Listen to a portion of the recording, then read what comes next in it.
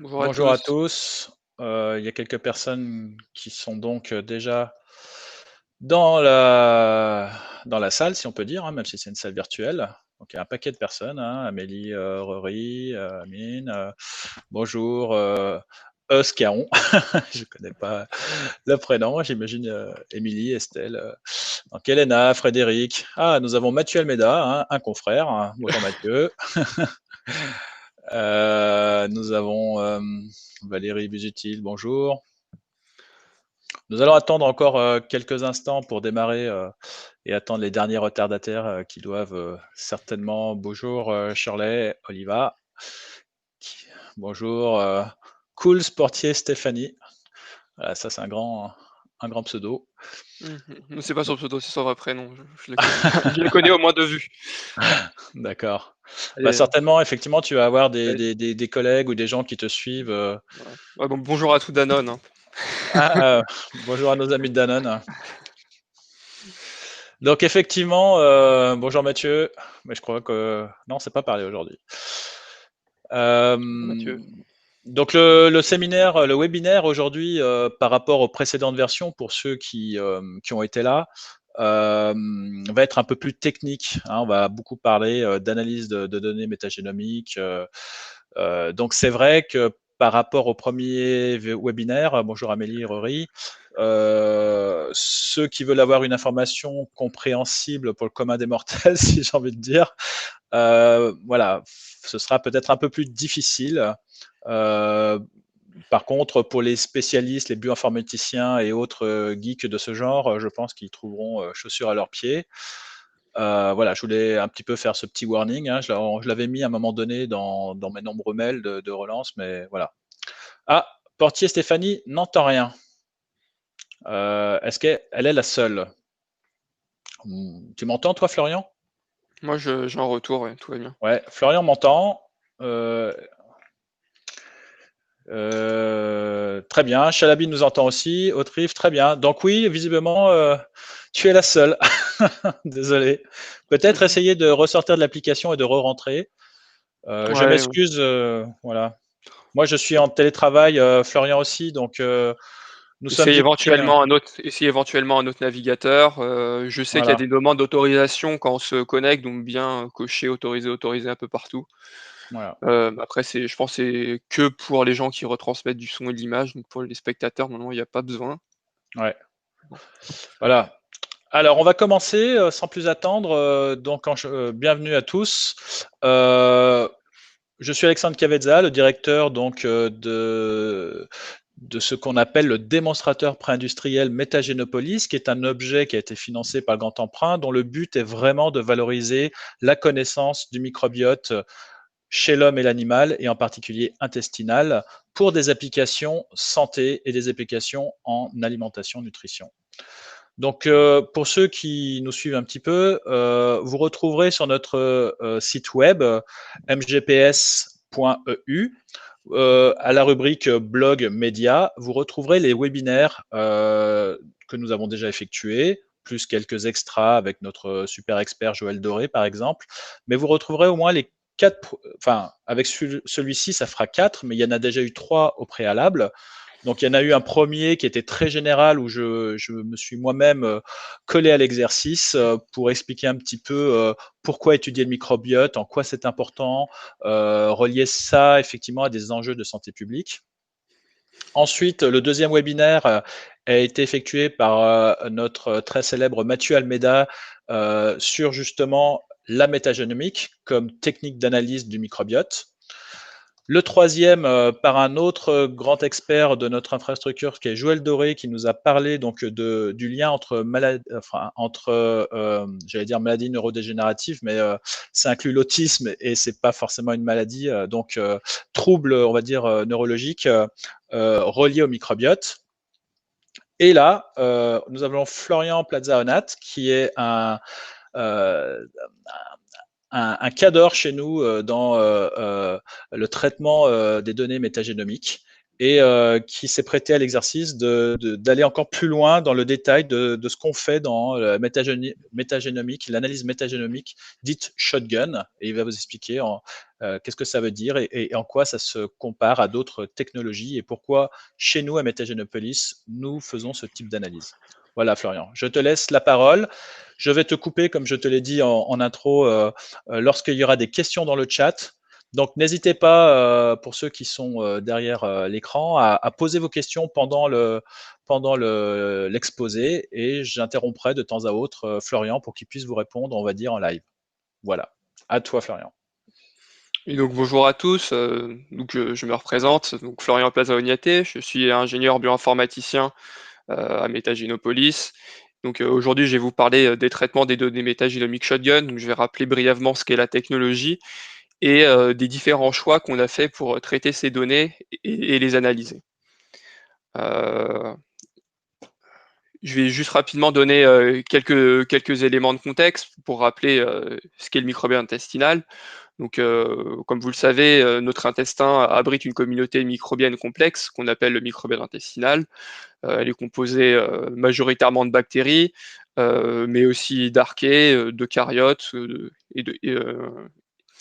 et aussi de virus qui sont d'ailleurs souvent ignorés alors qu'ils apportent, comme l'ont montré les papiers récents, une information très intéressante. On estime que le microbiote représente une masse de quelques centaines de grammes chez un individu sain et représente de l'ordre de 10 000 milliards de bactéries, soit l'équivalent du nombre de cellules humaines. Chaque individu a un microbiote qui lui est propre, donc je reviendrai un peu plus en détail là-dessus par la suite. Microbiote qui lui est propre en termes de composition d'espèces, mais aussi en termes de composition de souches. On estime à peu près que chez un individu sain, il y a 300 espèces microbiennes. Et des études à large échelle ont recensé au total quelques milliers d'espèces, mais seulement quelques dizaines sont prévalentes et présentes chez la majorité des individus. Donc ce microbiote intestinal, il joue un rôle clé dans la santé humaine. Je vais pas approfondir là, je vous invite à regarder le webinaire d'Alexandre et celui de Joël pour en savoir plus sur cette thématique. Et il a entre autres été montré qu'un microbiote appauvri, donc on parle de dysbiose, est associé à de nombreuses maladies, des maladies comme l'obésité, le cancer ou des maladies inflammatoires chroniques de l'intestin. Et donc, mieux caractériser le microbiote intestinal permet non seulement de comprendre son rôle dans les maladies, mais aussi ouvre la voie finalement à on peut parler, je sais pas, de thérapie nouvelle génération, où sa modulation permettrait d'améliorer, voire de l'état de santé de patient, voire de, euh, de guérir certaines maladies. Donc vous comprenez qu'il y a un besoin de vraiment caractériser le microbiote intestinal, et donc de répondre à plusieurs questions, donc d'identifier les micro-organismes présents. Donc quels sont-ils, de les quantifier, savoir quels sont les plus nombreux, quels sont ceux en sous-dominance, et aussi éventuellement de connaître leur potentiel métabolique, savoir éventuellement ce qui peut le faire dans le microbiote. Donc pour caractériser le microbiote, il y a plusieurs façons. Il y a une véritable révolution donc, qui est la métagénomique, qui permet de lire et de caractériser directement l'ADN provenant du microbiote intestinal et donc de répondre à ces questions. Donc aujourd'hui, je parlerai de la métagénomique shotgun, donc qui est une technologie qui va directement lire l'ADN microbien sans a priori, et que l'on pas en comparaison, mais en contraste un peu avec une autre technologie qui est le séquençage d'amplicon, donc qui vise à amplifier et à séquencer directement une famille de gènes d'intérêt. Donc dans le cadre, si on s'intéresse aux bactéries, c'est souvent le gène codant pour l'ARN 16S qui est visé. Donc je m'étendrai pas sur la comparaison entre la métagénomique shotgun et le séquençage d'amplicon 16S. Je vous invite à regarder la présentation de Mathieu pour ça. Mais je vais juste rappeler pourquoi à Métagénopolis on a choisi de faire de la métagénomique de type shotgun. Du coup, c'est une technique sans a priori, donc plutôt que se focaliser sur un seul gène, on va lire, donc, comme je l'ai rappelé, tout l'ADN, enfin pas tout l'ADN, mais en tout cas s'intéresser sans a priori à l'ensemble des gènes présents dans les bactéries. Et donc, on va pouvoir avoir un niveau de résolution sans précédent. Donc, non seulement au niveau espèce, là où le séquençage 16S, en tout cas quand c'est du 16S non complet, va s'arrêter souvent au niveau de la famille, voire dans le meilleur cas au niveau genre. Là, en métagénomique shotgun, on va pouvoir identifier précisément les espèces, mais aussi pousser la caractérisation à très haute résolution jusqu'au niveau de la souche. Donc, on va pouvoir identifier quels sont lorsqu'on va générer suffisamment de données, quels sont les gènes présents et formuler des hypothèses sur le potentiel métabolique du microbiote. Puisque en fait caractériser au niveau espèce, c'est pas suffisant, puisqu'il y a de nombreuses études qui montrent que le phénotype finalement de même souche appartenant à la même espèce peut énormément varier. Donc le cas d'école, c'est finalement Escherichia coli. On montre que certaines souches finalement sont des souches commensales qui ne posent aucun intérêt de santé, et d'autres sont au contraire des micro-organismes pathogènes opportunistes qui ont parfois de la multiple résistance aux antibiotiques et qui peuvent impacter fortement notre santé. Donc voilà, il y a un véritable besoin d'avoir un niveau de résolution qui va au-delà de ce que permettent des techniques comme le CSS. Et le séquençage métagénomique shotgun permet de répondre à des questions bien plus précises. Bon, pour l'instant, pas de questions, donc j'imagine que tout est clair. Donc n'hésitez pas à poser vos questions. Donc vas-y, continue. Donc cette slide expose le pipeline de métagénomique quantitatif, c'est-à-dire qui a été mis en œuvre à Métagénopolis et qui va nous permettre de caractériser un échantillon donné. Donc la première étape va consister à collecter des échantillons. La façon qui est faite pour caractériser le microbiote intestinal est souvent de façon non invasive, donc via le prélèvement de fesses, qui présente l'avantage de pouvoir être réalisé à la maison par l'individu lui-même. Une fois l'échantillon prélevé, il va y avoir différentes étapes de traitement qui vont permettre d'extraire l'ADN microbien présent dans l'échantillon. À cause de contraintes techniques, on ne va pas pouvoir lire directement l'ADN. Les machines qui nous permettent de lire l'ADN, donc les séquenceurs, pour la grande majorité, ne vont pouvoir séquencer que des petits fragments, d'où le terme shotgun. Le shotgun fait en quelque sorte référence à fusil de chasse, traduit en français, donc c'est une traduction qui vaut ce qu'elle vaut. Mais l'idée est vraiment que après l'extraction d'ADN, il y a une étape de fragmentation. Et donc, on va simplement lire des courts fragments en perdant finalement le lien entre le fragment d'ADN et le génome d'origine. Donc le séquençage shotgun va permettre de lire, va tirer en fait aléatoirement un certain nombre de fragments d'ADN et va déterminer donc la composition nucléotidique de ces fragments, et donc va produire en sortie ce qu'on appelle des reads. On trouve parfois en français le terme de lecture. Donc c'est des fragments qui font à peu près une centaine de bases, et donc qui correspondent aux fragments qui sont présents dans votre échantillon. Donc une fois qu'on a ces fragments, là, on va chercher d'abord à répondre à une question, c'est à quel micro-organisme proviennent ces fragments, pour en déduire finalement l'abondance des différents micro-organismes.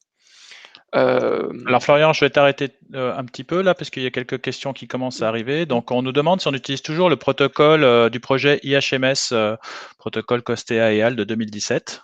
Première question. Et la deuxième, est-ce que l'échantillon de sel doit être mis dans un milieu spécifique dès le prélèvement? Et si on utilise toujours un stabilisateur?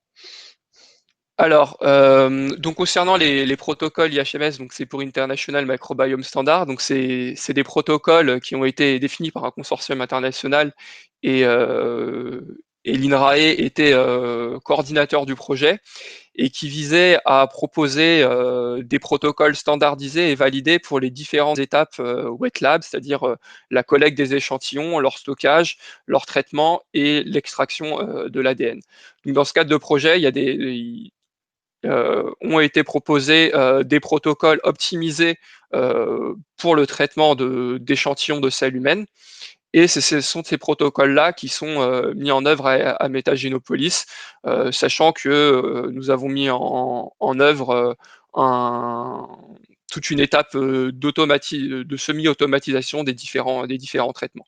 Donc oui, on met en œuvre les standards du IHMS qui nous permettent d'avoir une cartographie vraiment fiable de la composition de l'échantillon.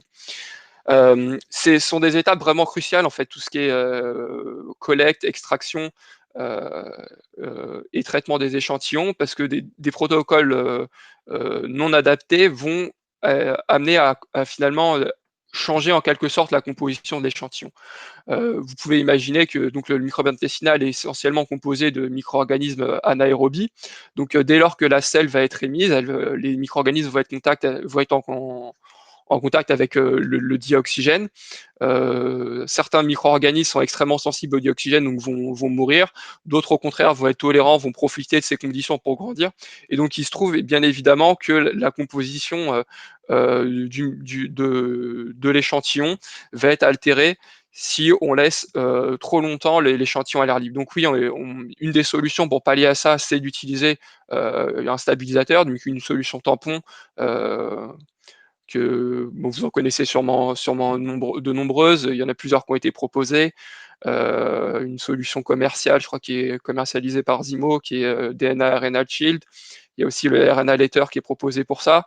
Donc, c'est des solutions qui vont en quelque sorte faire un snapshot, un cliché du microbiote à un instant T en tuant en quelque sorte les cellules et en les figeant et en figeant leur composition à l'instant T. Donc oui, nous utilisons bien des solutions de stabilisation. Donc j'ai passé c'est vrai rapidement un peu sur la collecte et l'extraction d'ADN, mais c'est des choses qui doivent vraiment être faites dans les règles de l'art. Je sais qu'il y a beaucoup d'entreprises qui proposent des services de séquençage d'échantillons métagénomiques, mais qui n'ont pas forcément mis en œuvre les protocoles adaptés pour le traitement d'échantillons de sel. Et donc même s'ils savent bien faire le séquençage, ils n'ont pas finalement tous les bons protocoles qui vont permettre d'avoir une image réellement fiable du microbiote. Ouais, je me fais la voix de Joël Doré, hein, qui insiste bien sur cette histoire de standard, hein, ou de standardisation des procédures, qui est vraiment critique, hein, pour pouvoir avoir finalement une information qui est au plus près de la réalité. Donc effectivement, c'est quelque chose de vraiment important chez nous. Voilà. On te laisse finir sur la partie de ce schéma et puis après je te poserai une autre Ouais. question. Ouais, très bien. Et oui, sachant que j'ai parlé des solutions de stabilisation, donc si vraiment il y a un besoin d'avoir des selles fraîches pour avoir des micro-organismes vivants, nous proposons aussi des kits qui permettent de garder pendant quelques heures l'échantillon en conditions anaérobie. Donc ça, c'est quelque chose qui est tout à fait possible aussi, mais qui présente une contrainte, c'est de réaliser le traitement en laboratoire je crois, dans les 12 heures, alors que le placement de l'échantillon dans une solution tampon permet de garder l'échantillon une semaine en conditions ambiantes, donc c'est ce qui est vraiment très pratique. Donc je vais reprendre un peu sur le séquençage shotgun. Donc une fois qu'on a extrait l'ADN, comme je le rappelle, on ne peut pas directement lire des longs fragments d'ADN, c'est-à-dire lire des génomes complets. On va fragmenter l'ADN avec différentes méthodes, par exemple des méthodes de sonication, donc il y a des ultrasons qui vont casser l'ADN en plein de petits fragments, et c'est ces courts fragments qui vont être lus par le séquenceur et qui vont produire et le séquenceur donc, va lire ces fragments, déterminer leur composition nucléotidique et va générer ce qu'on appelle des reads ou lectures, typiquement générer plusieurs millions de lectures dont la taille et l'ordre de grandeur de la centaine de bases. Donc vous voyez qu'on est quand même face à un problème relativement complexe, puisqu'on a perdu l'association entre ces rides et le micro-organisme dont ils proviennent. Et donc il y a souvent une comparaison que j'aime bien, c'est que un échantillon des données métagénomiques, on peut comparer ça, si vous voulez, non pas à des pièces de puzzle, mais à différents puzzles qu'on aurait mélangés entre eux. Et il faut tirer de l'information de tout ça. Donc dans le cadre de ce webinaire, je vais vous présenter les différentes étapes de notre chaîne de traitement. Donc je vais présenter très rapidement, mais je reviendrai sur les détails dans les slides qui suivent. Donc il y a une première étape de traitement bioinformatique où on va finalement aligner, c'est-à-dire essayer de faire correspondre ces fragments à des gènes présents dans un catalogue pour identifier les micro-organismes et les quantifier. Et plus loin, des analyses biostatistiques, on va par exemple rechercher si tel ou tel micro-organisme est plus abondant dans un groupe que l'autre pour par exemple identifier des biomarqueurs associés à une maladie. Et à Métagénopolis, nous avons donc la capacité d'analyser des données provenant du séquençage métagénomique, mais nous avons aussi la possibilité d'intégrer d'autres sources de données. Donc ces données, ça peut être simplement des données cliniques associées aux patients, mais aussi on peut intégrer des données ce qu'on appelle des multiomiques, donc des données métabolomiques, éventuellement des données protéomiques, etc. Donc on a la capacité de croiser des sources d'informations diverses dans nos analyses statistiques. Alors Florian, une question. Est-ce que tous les outils que tu mentionnes, au catalogue et les diverses bases de données, est-ce que tout ça c'est public? Est-ce que ça peut être ouvert à tous? Alors la réponse est multiple. Alors il y a deux choses. Il y a les bases de données, les ressources qui elles sont publiques. Le catalogue de gènes et les espèces construites à partir de ce catalogue de gènes sont publics. Après, tout ce qui reste propriétaire de Métagénopolis, pour le moment, c'est tout ce qui est pipeline bioinformatique, c'est-à-dire les programmes qui se chargent de traiter ces données. Sachant que notre pipeline, il s'appuie aussi en partie sur des outils publiés par d'autres. Donc notre pipeline, c'est en quelque sorte l'agencement de plusieurs outils disponibles publiquement et avec une couche supplémentaire qui est réellement l'expertise de Métagénopolis. Donc la réponse est oui pour les ressources. Pour le pipeline, il n'est pas disponible publiquement, mais plusieurs briques de ce pipeline le sont puisque ce sont des projets publics. Et aussi pour le catalogue, nous, on continue de l'enrichir au fil de l'eau. Donc, en fait, devient public lorsqu'on publie les dernières versions aussi. Donc, la version publiée Ouais. n'est pas forcément la Donc, dernière en date. On a, nous, plus récent, mais il faut attendre les publications. voilà, j'ai par la suite une petite slide qui montre un peu le panorama de l'ensemble des catalogues dont on dispose. Et j'insisterai sur le fait qu'il est possible de faire des catalogues à façon si vraiment vous avez des échantillons dont la composition sort un peu de l'ordinaire. Donc ça, je reviendrai dessus. Allez, on avance.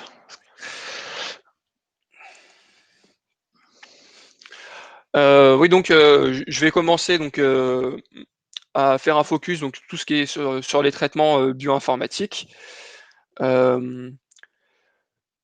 Et donc la première étape finalement de ce traitement bioinformatique, qui est commune en fait à tous les projets de séquençage, qu'ils soient métagénomiques, génomiques ou même quand on s'adresse à de la transcriptomique, c'est une étape de contrôle qualité des données produites par le séquenceur. Le séquenceur produit généralement des données de très bonne qualité, mais parfois la qualité de certains fragments n'atteint pas nos standards. Donc il y a des outils qui vont permettre d'éliminer les données de mauvaise qualité ou en tout cas de raccourcir les fragments qui présentent des défauts de qualité. Les séquenceurs actuels, pour la plupart, vont lire donc le fragment nucléotide par nucléotide, et globalement ce qu'on observe c'est une baisse de la qualité plus on avance dans la lecture, c'est-à-dire plus le séquenceur va lire le fragment, plus on observe vraiment une baisse de la qualité de ce qui est lu, c'est-à-dire que ce qui est lu est de moins en moins fiable. Et donc en sortie, le séquenceur va sortir un fichier qui nous donne la composition des fragments lus, mais il va aussi nous dire pour chacun des nucléotides la qualité associée, c'est-à-dire la fiabilité et à quel point il est sûr que le nucléotide lu est bien celui-là. Donc bien souvent, la fiabilité passe sous un seuil, et donc on a la possibilité d'éliminer la partie des fragments pour lequel on n'est pas réellement sûr de la composition. Donc ça, c'est ce qu'on appelle, souvent on utilise le terme anglais trimming, donc l'idée de raccourcir les rides. Et quand vraiment la qualité est trop mauvaise, on peut les éliminer. Donc il y a, ces outils ajoutent aussi une étape qui vont en fait éliminer donc, des artefacts techniques. Donc les séquenceurs rajoutent aux petits fragments ce qu'on appelle soit des adaptateurs et des barcodes qui ont plusieurs utilités. Et il est possible parfois que les séquenceurs lisent ces artefacts techniques-là, et donc ces outils vont permettre de dire ce que vous avez lu là, c'est un artefact technique, c'est pas un fragment du microbiote, et vont donc éliminer dans les reads ces fragments qui correspondent à des artefacts.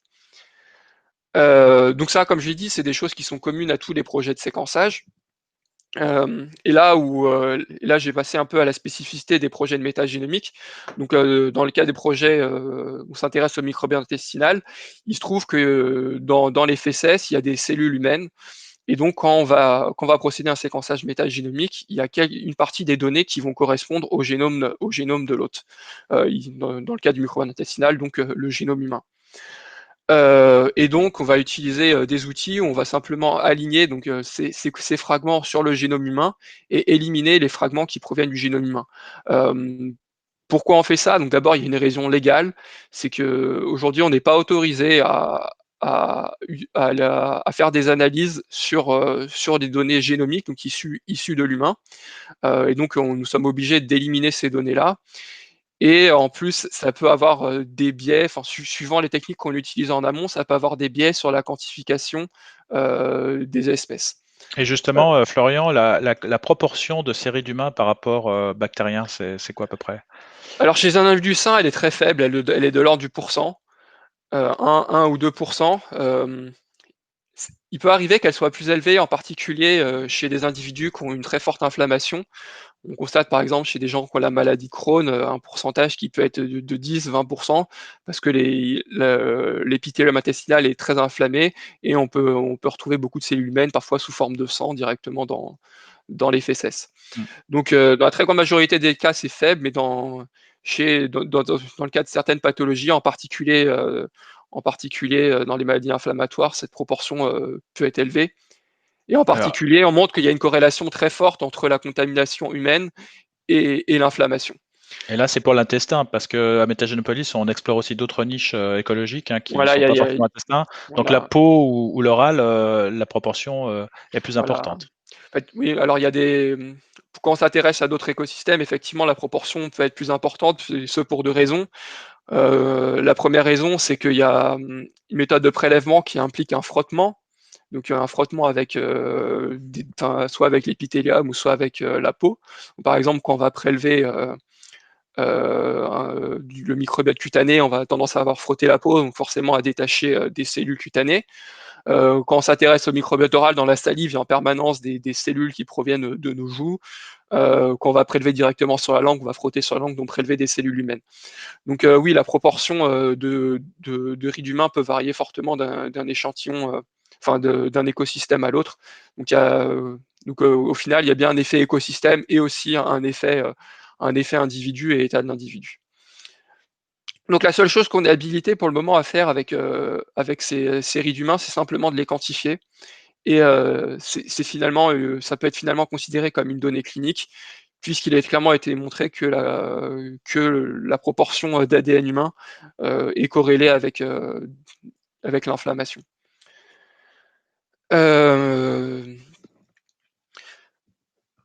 Donc en général, donc la proportion de rides éliminées par ce procédé-là est faible, hein, c'est moins de 10% en général, mais suivant les écosystèmes, ça peut être beaucoup plus. Alors, il y a une autre question sur les techniques de déplétion des cellules humaines ou de leur ADN. Alors, c'est des techniques qu'on a explorées et qui sont intéressantes. Alors, j'explique rapidement de quoi il s'agit. Donc, l'idée, c'est que plutôt que de perdre de l'argent et de séquencer des fragments d'ADN qui proviennent du génome humain, et on va essayer de concentrer vraiment toute notre énergie à concentrer à séquencer un maximum de cellules, d'ADN microbien. Et pour cela, il y a des techniques qui permettent pas d'éliminer, mais de réduire la proportion d'ADN humain. Je connais pas les détails de ces techniques. C'est des choses que plusieurs personnes à Metagenopolis ont explorées. Elles peuvent être certaines efficaces, mais le véritable problème de ces méthodes, c'est qu'elles vont impacter la composition de l'échantillon. C'est-à-dire que si on procède au séquençage métagénomique d'un échantillon sans sans réaliser une déplétion des cellules humaines, et on réalise le séquençage du même échantillon en réalisant une déplétion, on se rend compte que la composition qu'on obtient à la fin en termes d'espèces microbiennes n'est pas la même. Et donc ces méthodes-là vont impacter aussi la composition des échantillons. Donc comme ça introduit un biais, pour le moment on les a pas mis en production, même si c'est des méthodes qu'on garde en tête. Après finalement on garde plutôt on imagine plutôt qu'on va pas implémenter ces méthodes-là, mais on va plutôt placer nos espoirs dans la baisse des coûts de séquençage qui vont nous permettre de séquencer profondément, et finalement ce sera pas si grave si parmi ce qu'on séquence, il y a une grande proportion de cellules humaines, parce que les coûts de séquençage seront relativement faibles, et on pense que ce sera plus ça qui sera crucial pour la viabilité d'une étude.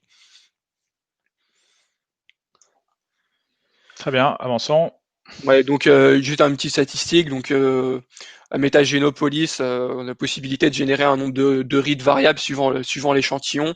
Et la Rolls-Royce chez nous, donc c'est de faire ce qu'on fait un peu en routine, c'est de séquencer 20 millions de brides qui font environ 150 paires de bases, et donc on produit à peu près par échantillon 3 gigabases, donc ce qui est de l'ordre de grandeur d'un génome humain. Il y a encore une question, si on s'intéresse au virome, est-ce que l'échantillon nécessite un pré-traitement spécial avant le séquençage? Alors le virome, ça dépend quel virus vous intéressez. Si c'est des virus à ARN, ben, on va les manquer, ça c'est sûr, on fait du séquençage métagénomique, donc on va séquencer uniquement l'ADN. Par contre, on va pouvoir avoir accès à tout ce qui est phage. Donc évidemment, le séquençage métagénomique va permettre de s'intéresser au virome, mais avec un gros biais, puisqu'on va pas quantifier tout ce qui est virus à ARN. Ok. Enfin, sauf s'ils sont intégrés déjà dans le génome de la bactérie, et donc dans ces cas-là, c'est sous forme de phage. Et bon. C'est clair. Donc là, je vais présenter par la suite. Je vais passer. Voilà. Donc j'ai parlé donc du pré-traitement, donc de tout ce qui est contrôle qualité des données produites, et maintenant je vais passer au traitement bioinformatique à proprement parler. Donc la première question, et celle qu'on se pose la plus souvent quand on a des données métagénomiques, c'est ok, d'où proviennent mes fragments, c'est-à-dire à quels micro-organismes ils appartiennent, et quelle est l'abondance de ces différents micro-organismes. Donc il y a une façon peut-être pas naïve, mais en tout cas auquel on peut se penser spontanément, c'est de me dire, moi je vais prendre mes reads et je vais essayer de les aligner contre des génomes de référence pour identifier les micro-organismes présents. Donc cette méthode, suivant la base de données que vous choisissez, en particulier si vous vous basez sur des bases de données qui comprennent des génomes qui sont uniquement issus d'isolats, c'est-à-dire que des génomes issus d'espèces qui ont pu être isolées et cultivées en laboratoire, alors vous allez avoir un gros biais, puisque en effet, le microbiote intestinal est composé d'une grande majorité d'espèces qu'on dit inconnues, c'est-à-dire qui n'ont pas été jusqu'ici caractérisées en laboratoire pour diverses raisons. La raison qui revient souvent, c'est que ces organismes sont des espèces anaérobies, donc c'est-à-dire fortement qui ne vont pas tolérer le dioxygène, et qui donc de ce fait vont être difficiles à être cultivés. Il y a d'autres problématiques. Il y a des organismes, par exemple des organismes qui sont symbiotiques, et donc quand on va chercher à procéder à l'isolement, ces organismes vont mourir. Enfin, il y a plein de raisons qui peuvent expliquer qu'il y a une proportion d'espèces importantes qui aujourd'hui n'ont pas encore été caractérisées, même si elles sont relativement abondantes et prévalentes dans la population. Et donc, si vous ignorez ces espèces-là et vous vous basez uniquement sur des catalogues composés de génomes issus d'isolats, eh ben, vous allez obtenir un biais de représentativité, c'est-à-dire que vous allez avoir tendance à, soit, si vous procédez à des normalisations, à surestimer l'abondance de certains micro-organismes, ou dans le meilleur des cas, à ignorer des micro-organismes d'intérêt. Donc la stratégie qui a été mise en place à Metagenopolis, et qui tire finalement ses racines du grand projet européen MetaHit, qui a été fait, l'idée c'est de construire un catalogue de gènes représentatif de la composition du microbe intestinal, en utilisant directement les données métagénomiques, Et de cette façon-là, on va pouvoir cartographier le microbiote intestinal en prenant clairement en compte à la fois les micro-organismes qu'on connaissait jusque-là et ceux qui sont inconnus, mais dont on sait qu'ils existent via les données métagénomiques. Donc c'est ce que j'ai représenté là via le petit schéma. Donc finalement, si vous alignez chaque bâton est un read, et si vous alignez ces reads uniquement sur des génomes issus d'isola séquencés, et ben vous allez avoir une certaine proportion de reads qui sont d'origine inconnue. D'où la nécessité de construire une référence qui soit plus exhaustive. Donc j'ai représenté par le petit schéma les différentes étapes qui nous permettent de construire un catalogue représentatif du microbiote intestinal. Donc on part d'abord de read, donc du séquençage des données issues du séquençage métagénomique. On procède à un assemblage, c'est-à-dire qu'on va essayer, bon, pour simplifier, on va essayer de détecter des chevauchements dans les fragments d'ADN lus pour reconstituer des fragments de plus grande taille qu'on appelle les contigs. Et dans ces contigs, on va venir prédire des gènes microbiens. On va répéter ce processus dans un grand nombre d'échantillons. À la fin, on va regrouper tous les gènes prédits et on va supprimer la redondance. Alors, supprimer la redondance, qu'est-ce que ça veut dire? Donc, vous imaginez bien qu'un même gène, on va pouvoir le retrouver dans plusieurs échantillons, et du coup, il va être présent dans de multiples copies, et donc on va chercher à en avoir un seul représentant pour ce gène-là. Et en plus de ça, vous avez au sein du microbiote donc une certaine, ce qu'on appelle un polymorphisme nucléotidique, c'est-à-dire une variabilité au sein des gènes. Et donc vous allez avoir différentes copies d'un même gène, mais qui vont légèrement varier de l'un à l'autre. Et donc si on prend exactement tous les variants possibles, on va avoir une explosion de la taille de notre catalogue. Et donc on va regrouper finalement des gènes ayant une certaine homologie pour avoir un catalogue de taille réduite, mais qui soit finalement représentatif de la variabilité intra-espèce. Donc on va généralement regrouper les gènes qui ont à peu près 95% d'identité nucléotidique, le 7-95% d'identité, qui est suggéré, étant donné que lorsqu'on compare des souches qui appartenant à la même espèce, elles ont en général plus de 95% d'identité. Donc voilà, donc là j'ai fini de vous présenter le pipeline qui va permettre d'aboutir à un catalogue de gènes du microbiote intestinal. Ouais, sans vouloir te presser, Florian, faudrait effectivement, si tu as Ouais, beaucoup de transparents, aller un peu plus ouais, vite, ouais. je vais avancer un peu. Donc là, c'est un panel qui présente les catalogues dont on dispose aujourd'hui à Metagenopolis. Donc le catalogue qu'on utilise le plus souvent, donc c'est le catalogue de gènes du microbiote intestinal humain, qui est composé de 10 millions de gènes, sur lequel on a recensé quasiment 2000 espèces. Mais on a aussi des catalogues pour étudier le microbiote intestinal d'animaux, comme le poulet, le rumen bovin, le microbiote intestinal du porc. Et aussi, on peut s'intéresser aux animaux qui ont un intérêt dans les études en laboratoire, comme le microbiote de la souris. Et comme l'a dit Alexandre, on étend aujourd'hui notre expertise à d'autres écosystèmes, dont le microbiote cutané et le microbiote oral.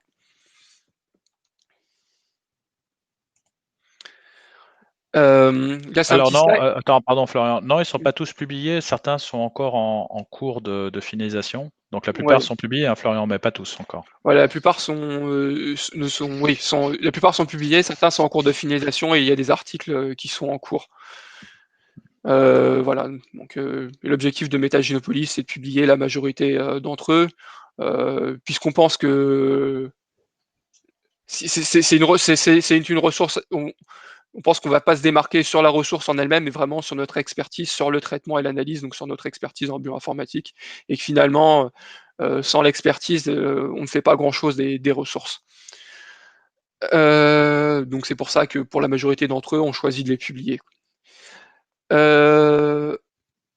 Oui, donc ça c'est un petit slide pour dire que finalement, il arrive que les catalogues existants ne soient pas représentatifs des échantillons étudiés, soit parce que les individus ont un phénotype vraiment particulier qu'on n'avait pas étudié jusqu'alors.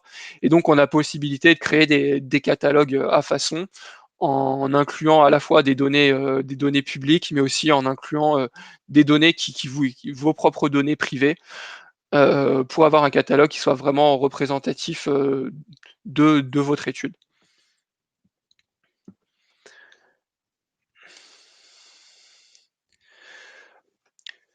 Donc, j'ai présenté la façon de construire un catalogue de gènes qui soit représentatif de la composition du microbiote. Et une fois qu'on a ce catalogue de gènes, ce qu'on va chercher à faire, c'est faire correspondre ces fragments avec des gènes de notre catalogue. Donc il y a des outils qui sont optimisés pour ça, donc pour faire correspondre ces courts fragments à ce catalogue de gènes. Et une fois qu'on a fait cette étape de projeter donc nos fragments sur le catalogue de gènes, on va pouvoir quantifier les gènes dans un ensemble d'échantillons. Donc c'est ce qu'on représente ici via un exemple simplifié, où vous avez un catalogue de gènes composé de 12 gènes, et vous avez 4 échantillons métagénomiques composés au plus de 3 espèces différentes. Et donc, on va venir quantifier chacun des gènes dans les échantillons. Donc, par exemple, là, ça signifie que le gène 1 a été détecté 2 fois dans l'échantillon 1, c'est-à-dire qu'on a pu aligner 2 rides sur le gène 1. Donc l'étape de comptage, bien sûr, c'est dans le monde parfait, chacun des rides correspondrait uniquement à un seul gène, mais parfois il y a des ambiguïtés, c'est-à-dire qu'un même ride peut correspondre à plusieurs gènes. Donc il y a plusieurs de méthodes de comptage qui permettent peut-être pas de prendre en compte ces ambiguïtés. Bon. Ah, tiens, un volcan. Désolé, je suis interrompu par les animaux de compagnie. Les lois du direct. Donc vous avez des méthodes un peu. La méthode la plus simple, c'est finalement considérer les fragments qui s'alignent sur un seul gène, et à partir du moment où vous avez une ambiguïté, vous ignorez ce read-là. Donc c'est ce qu'on appelle la méthode de mapping unique. Après, vous avez la méthode de mapping partagé, donc elle qui va essayer de faire de quand même utiliser les rythmes pour lesquels on a une ambiguïté pour procéder au comptage. Donc pour expliquer brièvement, il y a une première étape où on va générer des comptages uniques, et ensuite on va regarder quels sont les reads qui sont partagés et les attribuer aux différents gènes en fonction des comptages qu'on avait en mapping unique. Donc pour ceux qui sont un peu spécialistes en stats, ça peut s'assimiler à une procédure de type expectation maximization, même si c'est peut-être un peu pompeux. Mais l'idée, c'est vraiment de tirer, d'exploiter au maximum les données disponibles et d'en jeter le moins possible. Bon, Florian, je suis un peu le timekeeper. Tu es à la moitié de tes transparents, il reste une dizaine de minutes. Ok, bon, allez, j'accélère un peu. Donc, oui, donc là, c'est rapidement pour montrer qu'il y a différentes façons. Une fois qu'on a obtenu la matrice de comptage brut, il y a différentes façons de procéder pour procéder à la normalisation. Donc, comme vous le savez, la quantité de données générées varie d'un échantillon à un autre. Donc, à Metagenopolis, on a vraiment pour objectif de générer à peu près la même quantité de données pour tous les échantillons, mais il arrive que ce soit pas le cas, en particulier quand on va traiter des données qui proviennent de cohortes publiques. Et donc, le problème d'avoir une quantité de données qui varie d'un échantillon à l'autre, c'est que ça va apporter des biais. Si on séquence très profondément, on va avoir tendance à avoir accès aux micro-organismes sous-dominants, alors que si on génère une quantité de données faible, on va juste avoir accès aux organismes dominants. Et donc, on a la possibilité, soit, il y a Metagenopolis, on a choisi de ramener tous les échantillons à une profondeur de séquençage similaire. C'est ce qu'on appelle en français la raréfaction, ou downsizing en anglais. Bon, sachant que ça présente un petit désavantage, donc c'est évidemment de perdre la partie, comme on ramène tout au plus petit dénominateur commun, on va perdre un peu de données. Donc ça, c'est pour l'instant la procédure qu'on met en production, mais on explore bien sûr d'autres méthodes statistiques qui permettent justement de prendre en compte cette différence de profondeur de séquençage entre les échantillons. Donc une fois qu'on a procédé donc à l'étape de raréfaction, donc qui permet de ramener tous les échantillons à la même profondeur, on a aussi une procédure de normalisation pour prendre en compte le fait que le nombre de lectures alignées dépend de la longueur des gènes. Donc les gènes longs ont tendance à capter plus d'informations que les gènes courts. Simplement, c'est une loi de tirage. Et donc on peut procéder à différentes normalisations pour prendre en compte ce biais-là. Donc par exemple, diviser les comptages des gènes par leur longueur. Là, je vais finir par vous parler de la méthode que j'ai mis en œuvre durant ma thèse, qui est en production à Metagenopolis, qui a été publiée en 2018 dans le journal Bioinformatics. Donc là, je vous ai expliqué qu'on pouvait créer un catalogue de gènes représentatifs du microbiome intestinal, mais finalement, ce catalogue de gènes en tant que tel, il n'est pas très informatif, parce que vous avez en quelque sorte un mélange de puzzle, où les pièces de puzzle seraient les gènes, et chacun des puzzles serait le répertoire de gènes d'une espèce. Donc on a les espèces du microbiome intestinal qui sont éclatées dans un catalogue de plusieurs millions de gènes, et la question enfin le problème auquel on souhaite répondre, c'est à structurer ce catalogue, c'est-à-dire finalement regrouper les gènes qui proviennent du même micro-organisme. Donc là, comme je vous ai dit, c'est la méthode qu'aujourd'hui mise en œuvre à Metagenopolis que j'ai développée durant ma thèse. Si vous voulez en savoir plus, vous pouvez consulter mon article qui est disponible en open access sur la revue Bioinformatics. Où je vais essayer d'expliquer donc brièvement en quoi consiste cette méthode. Euh, euh, la méthode part du constat que les gènes qui proviennent d'un même micro-organisme euh, ont une abondance similaire au sein d'un ensemble d'échantillons. Donc on va prendre un petit exemple qui est l'exemple de gauche, où vous avez un catalogue ici composé de 12 gènes. Ces gènes proviennent de 3 micro-organismes différents. On peut quantifier ces gènes-là dans un ensemble d'échantillons. Donc, vous avez l'échantillon 1 qui ne possède que les 2 premières espèces, l'échantillon 2 qui possède les 3 espèces, et l'abondance de ces espèces-là varie dans les différents échantillons. Par exemple, l'espèce noire qu'on voit ici a une abondance de 4, et donc l'ensemble de ces gènes a une abondance de 4 après normalisation dans cet échantillon. L'espèce qui est en bleu ici a une abondance de 2, et donc l'ensemble de ces gènes a une abondance de 2. Et donc on peut répéter le processus dans l'ensemble des échantillons en fonction de l'abondance relative. Et donc vous obtenez comme ça une matrice qui va quantifier les gènes dans un ensemble d'échantillons. Et donc là, c'est un exemple un peu simplifié, mais c'est ce qu'on observe dans la réalité avec bien sûr des biais et un peu de variabilité, c'est que les gènes qui proviennent d'un même micro-organisme ont des abondances similaires. Et donc, on est parti de ce constat-là en disant qu'on allait regrouper les gènes qui avaient des abondances similaires pour reconstituer le répertoire de gènes des espèces. Donc, de cette façon-là, on arrive non seulement à reconstituer le répertoire de gènes des espèces qui étaient bien connues jusqu'alors, mais aussi avec des méthodes purement bioinformatiques à reconstituer le répertoire de gènes d'espèces inconnues. Et c'est là la vraie plus-value de la méthodologie, c'est qu'elle permet de quantifier ces espèces-là, espèces qui peuvent être très abondantes.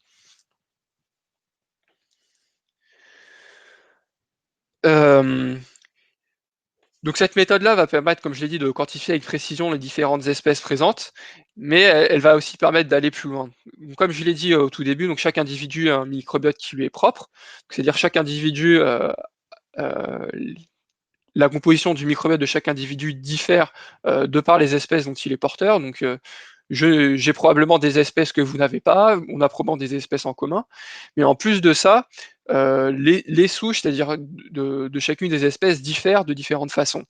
Elles diffèrent de par leur contenu en gènes, c'est-à-dire que les souches d'une même espèce ne vont pas forcément avoir le même contenu en gènes, et cette variabilité du contenu en gènes peut mener à des différences marquées au sein de ces différentes espèces, c'est-à-dire que des souches d'une même espèce peuvent être résistantes aux antibiotiques ou pas, peuvent être capables de métaboliser certaines fibres ou pas.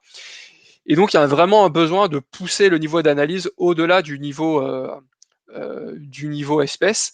Donc, ce qu'on a proposé, c'est de caractériser en fait les souches en étudiant la variabilité de leur contenu en gènes.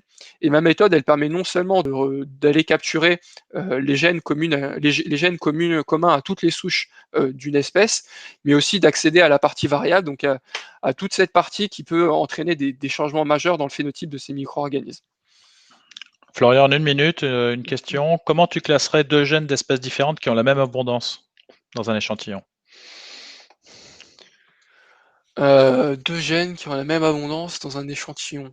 Est-ce que ça arrive déjà? Est-ce que c'est probable qu'ils soient exactement à la même abondance? Globalement, c'est très peu probable. que deux gènes aient, enfin, quand on prend un échantillon donné, c'est possible que deux gènes aient la même abondance. Par contre, quand on répète le processus de quantifier les gènes dans des multiples échantillons, l'abondance dans l'ensemble des échantillons ne va pas être exactement la même. Donc en fait, si on fait l'analyse au sein d'un échantillon, oui, c'est possible que deux gènes aient la même abondance. Par contre, quand on répète le processus dans un ensemble d'échantillons, c'est très peu probable. Et c'est le fait que justement ce soit très peu probable qui permet de dire que deux gènes qui ont le même profil d'abondance dans un ensemble d'échantillons ont une très forte probabilité d'appartenir au même micro-organisme. Alors que deux gènes qui ont exactement la même abondance dans un échantillon donné, on ne peut pas en dire grand-chose. Mais répéter le processus dans un ensemble d'échantillons, ça permet vraiment au final d'être discriminant. Ok. Alors, quelqu'un dit deux bactéries peuvent avoir la même abondance si elles sont symbiotiques. Oui, c'est vrai. Par contre, elles peuvent avoir la même abondance. Par contre, ce qu'on observe, c'est que bien souvent, elles vont avoir une couverture différente. C'est-à-dire que comme elles sont symbiotiques, on peut imaginer que si une bactérie A dépend d'une bactérie B, eh ben, il va y avoir deux copies de la bactérie A pour une copie de la bactérie B. C'est-à-dire qu'elles elles vont être coabondantes, mais par contre, leur abondance absolue, elle, ne va pas être la même. C'est-à-dire que leurs abondances vont corréler, mais il y en a toujours une qui va être plus abondante que l'autre. Mm. En général, celle qui dépend d'une autre va être plus abondante.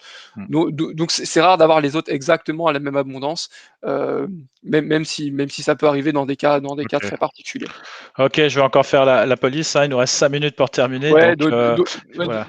donc juste Mm. pour terminer, ouais, donc l'idée de la méthode, c'est qu'elle va permettre non seulement d'accéder donc au gène corps, au gène commun à toutes les souches, donc pour répondre à la question quelles sont les espèces présentes et quelle est leur abondance, mais elle va aussi avoir accès à une partie des gènes accessoires, donc des gènes intéressants puisque ils peuvent avoir un impact important sur le phénotype des différents micro-organismes et donc au final avoir un impact sur l'hôte et sur sa santé. Ouais, donc très rapidement, ça c'est un graphique qu'on représente pour illustrer ce qu'est une espèce métagénomique, donc ce qu'on appelle nous les metagenomic species pangenomes. Vous avez ici donc chacune des lignes qui représente un gène, et en chacune des colonnes représente des échantillons métagénomiques. Ces échantillons ont été prélevés de différents individus. Donc vous avez un code couleur en fonction de leur nationalité, donc États-Unis, Europe, Chine. Et vous avez en fait un gradient qui représente l'abondance des gènes dans ces différents échantillons. Donc rouge pour une abondance élevée, après ça descend progressivement, vous passez à l'orange, au bleu, etc. Et bleu indiquant une abondance faible et blanc une absence du gène. Donc vous avez toute cette partie-là qui correspond au corps génome de l'espèce. C'est-à-dire les gènes communs à toutes les souches de l'espèce. Et donc là, on voit très clairement sur ce graphique la notion de coabondance, c'est que l'abondance des gènes au sein des différents échantillons est clairement du même ordre de grandeur. Et ça se voit visuellement en fait parce que vous avez des traits verticaux qui sont de la même couleur. Donc ça indique que l'abondance des gènes dans l'échantillon est la même. Et donc cette propriété se répète d'un échantillon à l'autre, ce qui va vraiment ce qui nous permet de formuler l'hypothèse que ces gènes proviennent du même micro-organisme. Et l'outil va aussi vous permettre de capturer en fait toute la partie accessoire qui est matérialisée en vert ici. Donc c'est des gènes qui sont bien coabondants avec le gène corps, mais qui peuvent être absents, c'est-à-dire être spécifiques à certaines souches. Et donc là, à titre d'exemple, vous avez par exemple un paquet de gènes qui ont l'air d'être spécifiques des échantillons chinois, puisque vous voyez enfin pas spécifiques, mais en tout cas qui sont statistiquement plus prévalents chez les individus chinois, puisqu'on voit que là, il y a quand même beaucoup plus de blancs, donc les gènes ont l'air d'être clairement beaucoup plus rares dans les cohortes américaines et dans les cohortes européennes. Voilà, donc c'était un petit exemple, un graphique pour vous matérialiser ce que sont les metagenomic species pangenomes et comment on peut en tirer de l'information.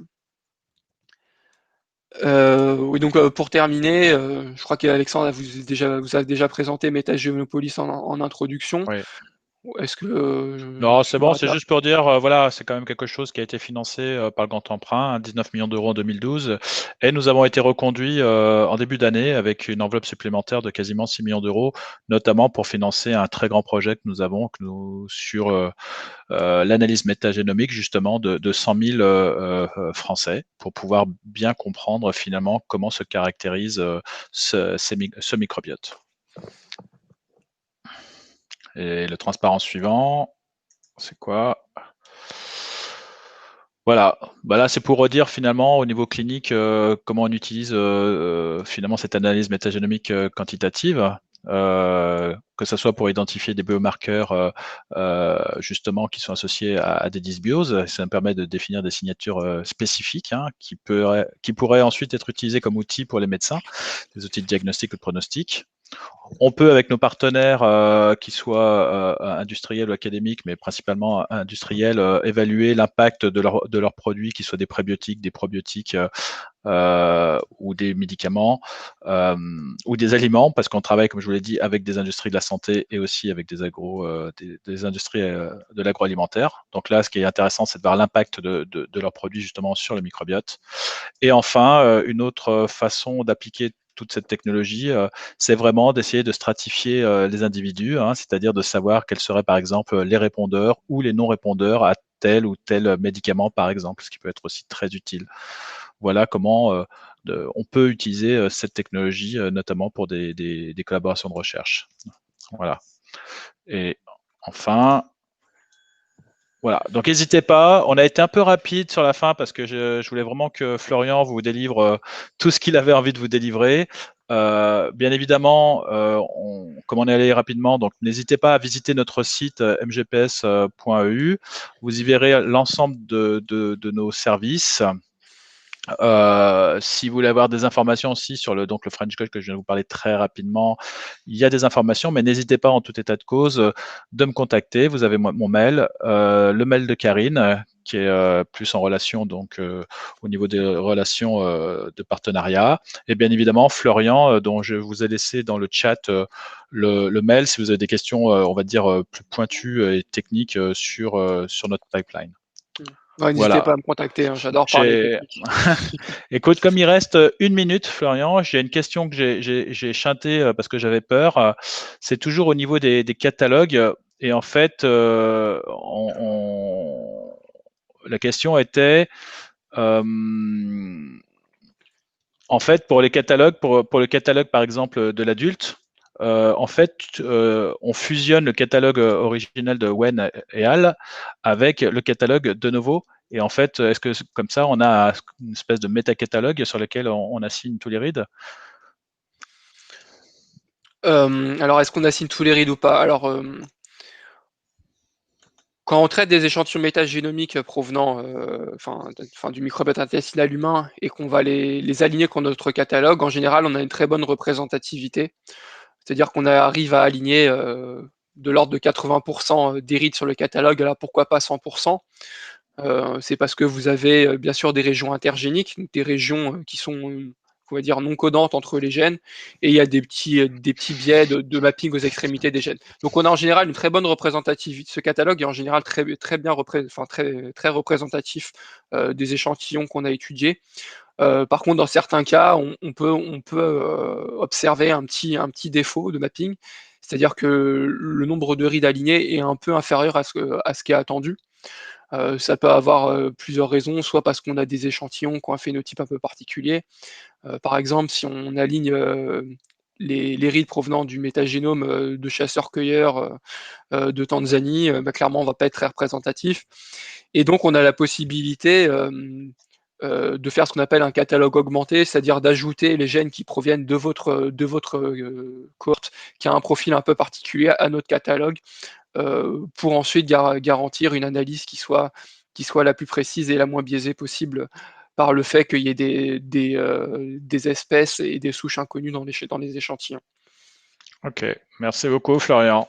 Mmh. Bah, écoutez, je crois qu'il est temps de se quitter. J'espère que ça vous a été utile. Encore une fois, n'hésitez pas à nous contacter si vous avez une question sur nos pipelines, si vous avez besoin qu'on vous conseille dans vos projets de R&D, etc.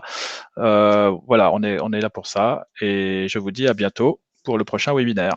Merci et merci Florian. Au Merci à revoir. tous. Au revoir. Bonne fin d'après-midi.